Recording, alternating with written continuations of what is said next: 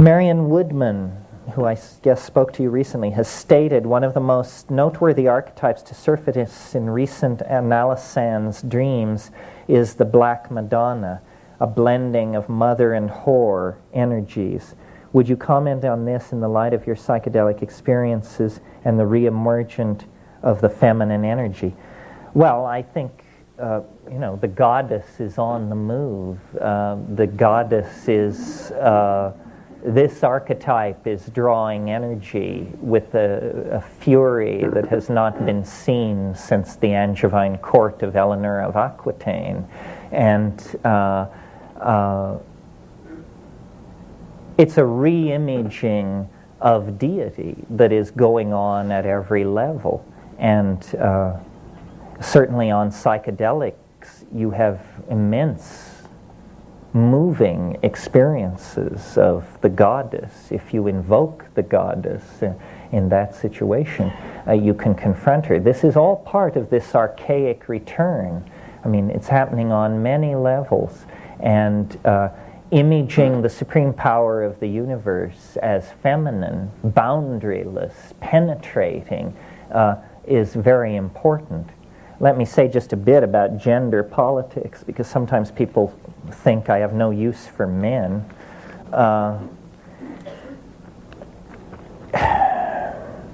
When you look at human beings against the background of the rest of nature, we are all so yang that the struggle between the masculine and the feminine is not something that should be fought out between the two varieties of human beings. A proper reconnection to the feminine would be a reconnection to the vegetable matrix. This is the passive, enfolding, caring, bearing matrix of life on the earth. And all animal life comes off as tremendously yang, regardless of its sexual expression. So I think we do have work to do on gender relationships between men and women. But more than that, we all have a great deal of refeminizing to do vis-a-vis the living earth. Alrighty, right. Does one need a shaman guide in order to enter the world of sacred plants? Is there a danger in working with sacred plants without a shaman? Does one need a shaman guide in order to enter the world of sacred plants? This is the question of the sitter. You know, if you're going to experiment with these things, should you have someone sit with you? I think in the name of prudence, the answer has to be yes, at least the first time. I'm a little uncomfortable giving that advice because I don't like sitters.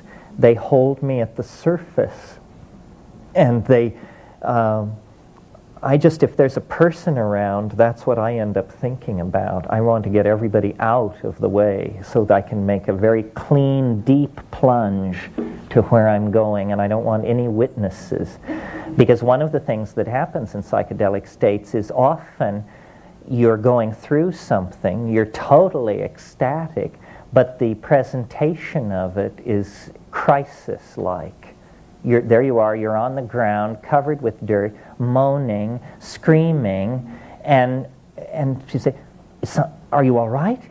Is something wrong?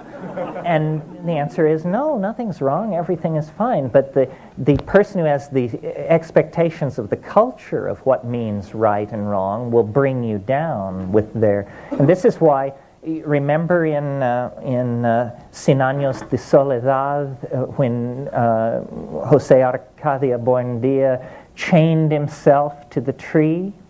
This is a good technique. I've done this. I've chained myself to a tree so that I would not present a problem to myself. And then I took it with perfect confidence all by myself because I knew I couldn't get away from my tree.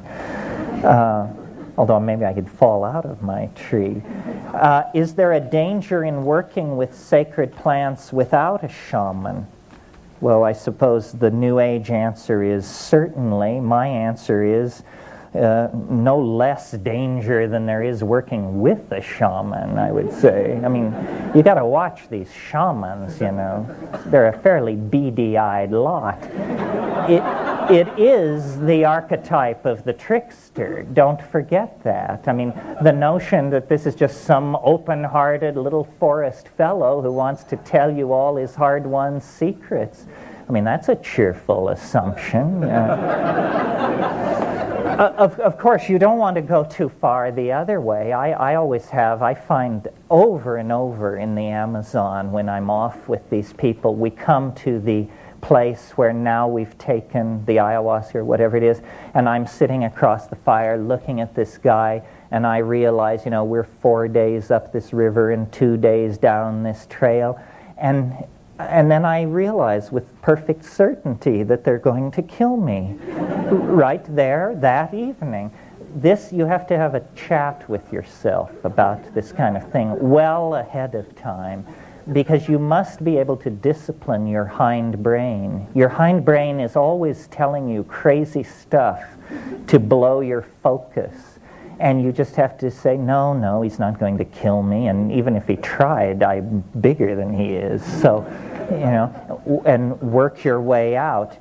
But this thing of cross-cultural shamanism, I don't really know what to do with it. I see the shamans, noble souls, brought from the Peruvian jungles, and they do not do well in these cultures.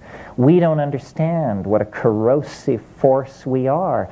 We don't understand what an air ticket to Paris means to somebody who's never been to the big town at the bottom of the river. And we tend to hold things so close to our chest that we smother them. I think it would be a good idea to leave the shamans in the jungle, and if it's so damn important to you to spend time with them, then bite the bullet. Go there. Go to them. I mean, what kind of spiritual quest is this where we fly the teacher in to a waiting group of sycophants?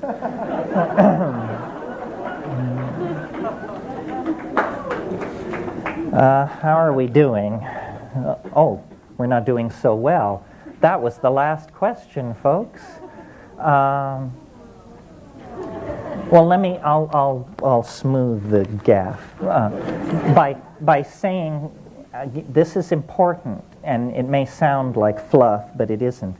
We look exactly like everybody else to most people. And we will now leave this hall and disappear back into our lives. But you might take a moment. This is your affinity group. It's preposterous, demeaning, and unhealthy to focus on one person. You know, the Terence Mckenna, the Tim Leary, the John Lilly. I mean, hell yes, we're great people. But so are you. And this is your affinity group. Someone in this room has what you need.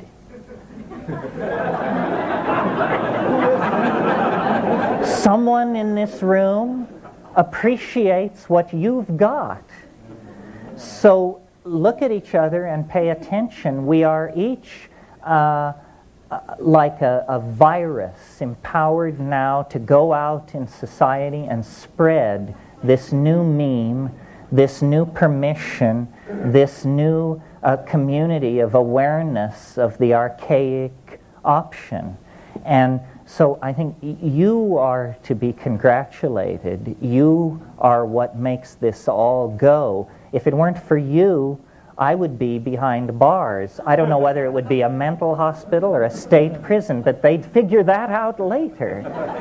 Thanks to you, we have a movement. And this movement offers hope.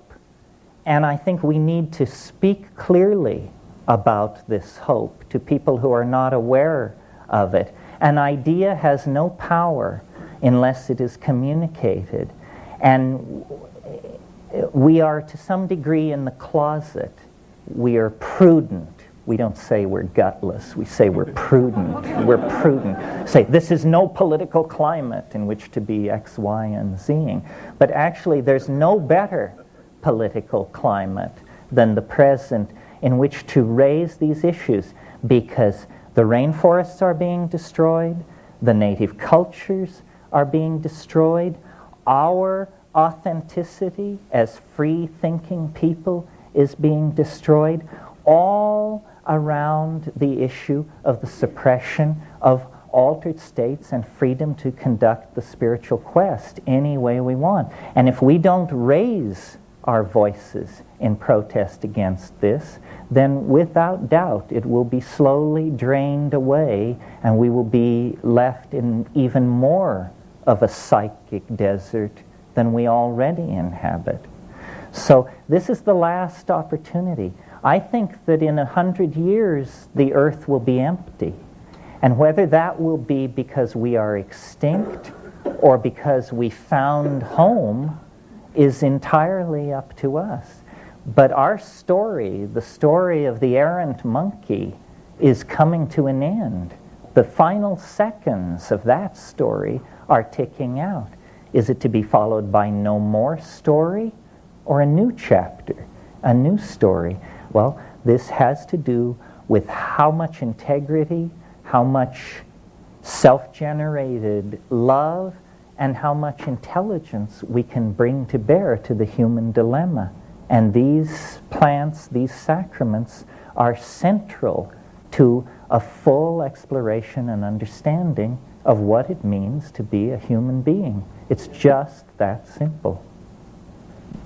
Thank you very much.